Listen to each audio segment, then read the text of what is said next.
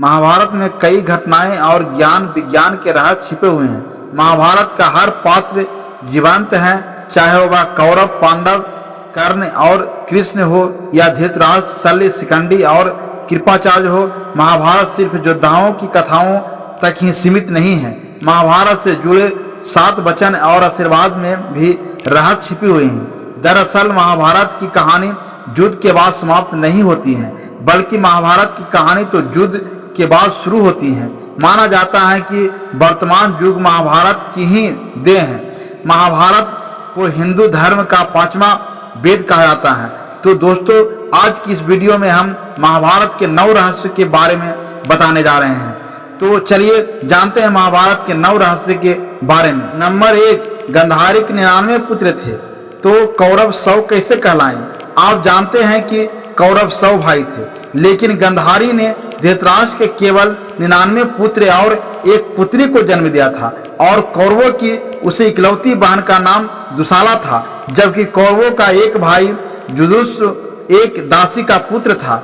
और इस प्रकार कौरव युधिष्ठिर और दुशाला के साथ 100 भाई और एक बहन थे। युधिष्ठिर ने महाभारत का युद्ध पांडवों की ओर से लड़ा था। युधिष्ठिर ने ही कौरवों को युद्ध के खेल में द्रौपदी का अपमान करने से और वस्त्र हरण करने से रोकने के लिए बहुत प्रयास किया था।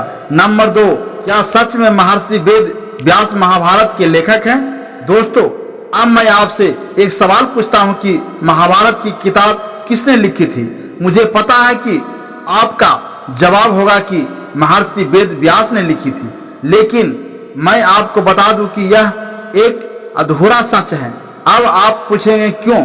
तो मैं आपको बता दूं कि महर्षि वेद व्यास ने महाभारत की कथा को सिर्फ बोला था, जबकि महाभारत का लेखन महादेव और पार्वती के पुत्र गणपति ने किया था।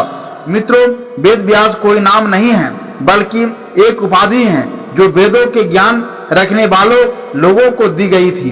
कृष्ण द्विपाल से पहले 27 देव व्यास हो चुके हैं, जबकि वे स्वयं 28 देव व्यास थे, इसलिए उनका नाम कृष्ण द्विपाल था। वह केवल महाभारत के लेखक ही नहीं रहे हैं, बल्कि महाभारत में घटी घटनाओं के साक्षी भी रहे हैं, क्योंकि हस्तिनापुर की तमाम घटनाओं की सूचना उन्हें तक पहुंचती थी और वह उन घटनाओं पर अपनी सलाह भी देते थे।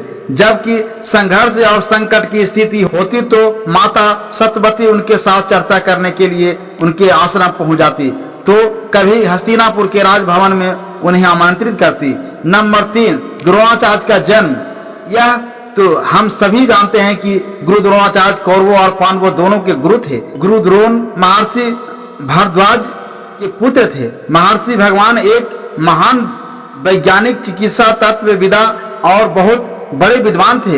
एक समय की बात है कि महर्षि भारद्वाज गंगा नदी में स्नान करने के लिए जा रहे थे। उस समय धृताची नामक अप्सरा केवल एक पारदर्शी वस्त्र पहने हुए गंगा जी में स्नान कर रही थी। महर्षि भारद्वाज सुंदर और कामनी अप्सरा को देखकर उत्तेजित हो गए और उनका बीजपात हो गया।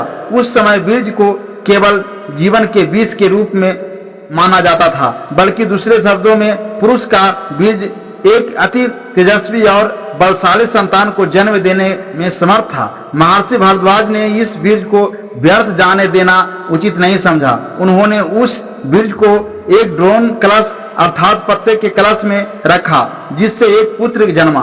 द्रोण या दोने से उत्पन्न होने के कारण उनका नाम द्रोणाचार्य पड़ा। तो मित्रों, हम यह कह सकते हैं कि गुरु द्रोणाचार्य पहले टेस्ट ट्यूब थे, जिसे साइंटिस्ट अपनी बहुत बड़ी उपलब्धि मानते हैं। नंबर 4, चित्रांगदा के घर कौन पैदा हुआ था? जब अर्जुन इंद्रप्रस्थ की ओर से मंत्री संदेश लेकर मणिपुर गए तो कुछ कारणवश अर्जुन और चित्रांगदा का विवाह हो गया। बाद में अर्जुन ने निराधार संदेश के कारण चित्रांगदा को उस समय त्याग दिया। जब वह गर्भवती थी, तब चित्रांगदा ने ठान लिया कि इस अपमान का बदला अर्जुन की पराजय से लूंगी, जिससे बरबुआहन नामक पुत्र ने जन्म लिया। बाद में वह मणिपुर का राजा बना। उसकी माता ने बरबुआहन को यह नहीं बताया कि अर्जुन उसका पिता है, और जब युधिष्ठिर ने चक्रवर्ती सम्राट बनने के लिए अश्वमेध यज्ञ का आयोजन किया और उस अश्व को छोड़ा गया तब अर्जुन उसे अश्व के साथ गए थे। तब घूम फिर कर वह घोड़ा मणिपुर पहुंचाया और मणिपुर का राजा यानी अर्जुन के पुत्र बरुवाहन ने उसे घोड़े को पकड़ लिया। लेकिन अर्जुन और बरुवाहन एक दूसरे से परिचित नहीं थे। बरुवाहन को देखकर अर्जुन ने कहा कि मैं इस समय यज्ञ के घोड़े की रक्षा करता हुआ तुम्हारे राज में आया हूं, इसलिए तुम मुझसे युद्ध करो। जिसके कारण वह अर्जुन के बीच भयंकर युद्ध होता है और अर्जुन वह युद्ध में हार गया। वहां अर्जुन का सर धड़ से अलग कर दिया। और जब बरुवाहन को अपनी मां से पता चला है कि अर्जुन उसके पिता है तो उसे आत्मघृणा का अनुभव हुआ और वह कृष्ण को जगाते हैं और मृतक के समान पड़े थे। बाद में श्री कृष्ण की कृपा से अर्जुन उठकर खड़ा हो जाते हैं और वह दुष्टि के असमय जग में अपनी दोनों माता चित्रांगदा और रूपी के साथ शामिल होता है। नंबर 5, आखिर क्या है अश्वत्थामा जो आज तक जिंदा होने के असली वजह? मित्रों, इसके पीछे एक बहुत बड़ी वजह है। बहुत से लोगों को लगता है कि अश्वत्थामा अभी भी जीवित मानना एक अंधविश्वास है, क्योंकि अगर कोई व्यक्ति 5000 साल पहले पैदा हुआ तो वह आज तक जिंदा कैसे हो सकता है? मित्रों, इस तरह वही व्यक्ति कह सकता है जिसे ईश्वर पर यानी उनकी वाणी पर विश्वास नहीं है। अश्वत्थामा के आज तक जीवित रहने का रहस्य यह है कि भगवान श्री कृष्ण ने उन्हें महाभारत के युद्ध में युगों तक भटकने का श्राप दिया था। और अश्वत्थामा के जीवित रहने का उद्देश्य यह है कि जब कलयुग के अंत में भगवान कल की अवतार लेंगे तब अश्वत्थामा धर्म की स्थापना में उनका साथ देंगे। अश्वत्थामा युगों से भगवान कल की प्रतीक्षा कर रहे हैं। अश्वत्थामा के अलावा 6 महापुरुष और हैं जो कलयुग के अंत में धर्म की स्थापना में भगवान कल के साथ होंगे।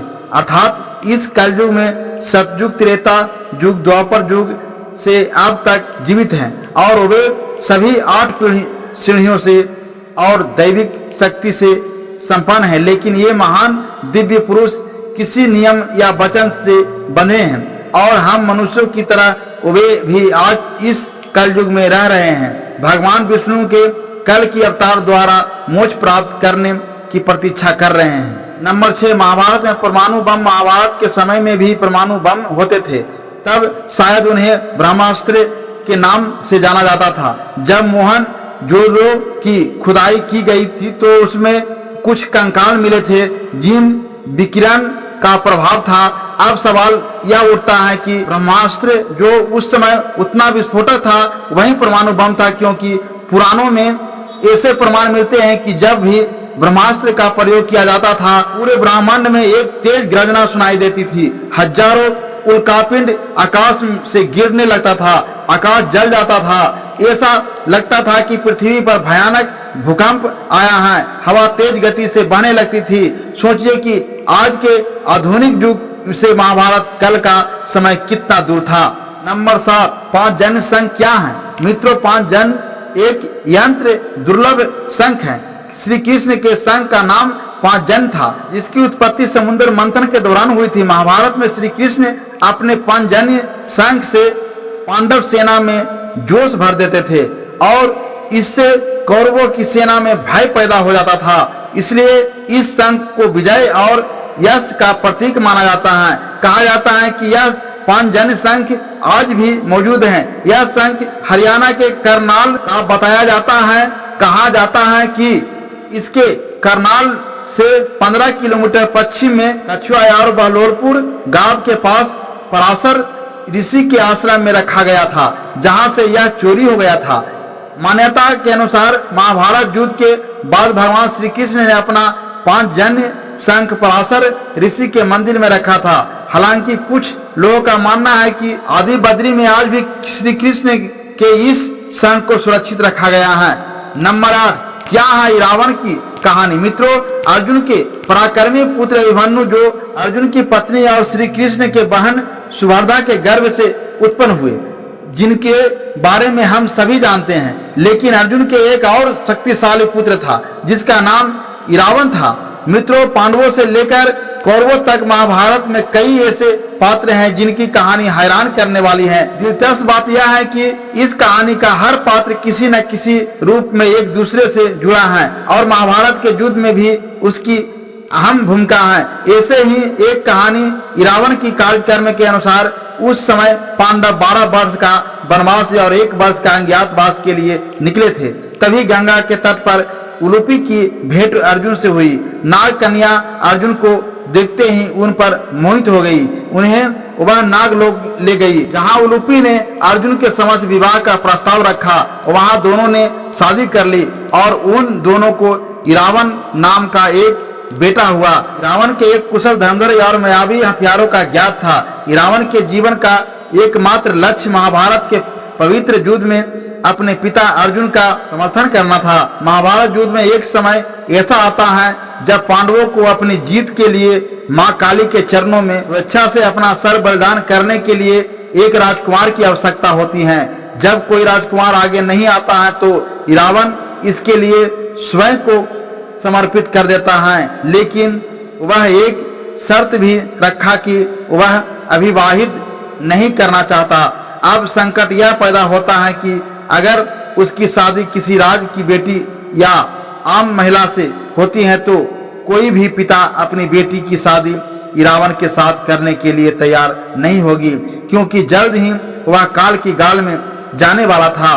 तब भगवान कृष्ण स्वयं मोहिनी के रूप में इरावन से विवाह करते हैं। इसके बाद इरावन अपने हाथों से अपना सर मां काली के चरणों में अर्पित कर देते हैं। इरावन की मृत्यु के बाद भगवान कृष्ण इस मोहिनी रूप में एक विधवा महिला की तरह कुछ समय के लिए उनकी मृत्यु का शोक मनाते हैं। यहाँ मां काली प्रसन्न होकर पांडवों को विजय का आशीर्वाद देती हैं और मां काली रावण की शक्ति को देखकर उन्हें फिर से जीवित कर देती हैं। लेकिन महाभारत के युद्ध में रावण को शहादत मिलती है। कुरुक्षेत्र की लड़ाई में उसने शकुनी के 6 भाइयों को मार डाला और कई अन्य योद्धाओं को भी हराया। 8वें दिन की लड़ाई में अलबुस नाम के एक राक्षस ने मारा था। दक्षिण भारत में आज भी रावण की पूजा की जाती है। नंबर 9, युधिष्ठिर का अपने शरीर के साथ स्वर्ग जाना। मित्रों, 5 तत्वों से बने इस शरीर को मृत्यु के बाद हर इंसान को छोड़ना पड़ता है, लेकिन हम सभी जानते हैं कि इसका एकमात्र अपवाद पांडव पुत्र युधिष्ठिर थे। भले ही युधिष्ठिर धर्मराज का हिस्सा थे और उन्होंने अपना पूरा जीवन धर्म पाठ पर बिताया था, लेकिन वे शारीरिक रूप से स्वर्ग पहुंच चुके थे, क्योंकि उसके पीछे एक रहस्य है। दरअसल यमराज को किसी श्राप के कारण धरती पर जन्म लेना पड़ा था और वह कोई और नहीं बल्कि विदुर थे, जो पृथ्वी पर यमराज ने जन्मे थे। और इसलिए जब विदुर ने अपने प्राण त्याग दिए थे तब उनकी आत्मा युधिष्ठिर के शरीर में शामिल हो गई थी, क्योंकि युधिष्ठिर धर्मराज के अंग थे और यमराज भी स्वयं धर्मराज हैं। यही कारण अपने शरीर के साथ स्वर्ग में प्रवेश करने की समझ थे, क्योंकि यमराज स्वयं उनके साथ थे। युधिष्ठिर कुछ ही दूर ही चले थे कि उन्हें स्वर्ग ले जाने के लिए स्वयं देवराज इंद्र अपना रथ लेकर आ गए। युधिष्ठिर ने इंद्र से कहा कि मेरे भाई और द्रौपदी मार्ग में ही गिर पड़े हैं, वे भी हमारे साथ स्वर्ग चलें, ऐसी व्यवस्था कीजिए। तब इंद्र ने कहा कि वे सभी शरीर त्याग कर पहले ही स्वर्ग पहुंच चुके हैं, लेकिन आप सबका शरीर स्वर्ग जाएगा। इस तरह से युधिष्ठिर स्वर्ग गए। तो दोस्तों, आशा करता हूं कि आपको यह वीडियो पसंद जरूर आया होगा। निवेदन है कि यदि आपने एसपी हिंदी कहानी को सब्सक्राइब नहीं किया है तो सब्सक्राइब जरूर कर लें। धन्यवाद।